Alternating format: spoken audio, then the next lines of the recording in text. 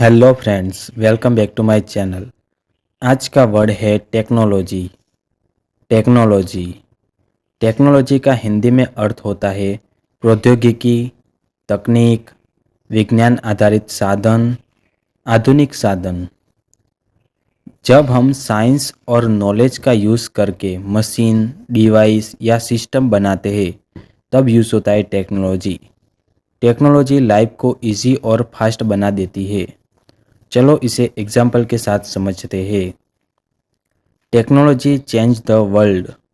तकनीक दुनिया बदल देती है। सी यूज टेक्नोलॉजी फॉर लर्निंग। वह सीखने के लिए तकनीक का उपयोग करती है। Modern technology save time.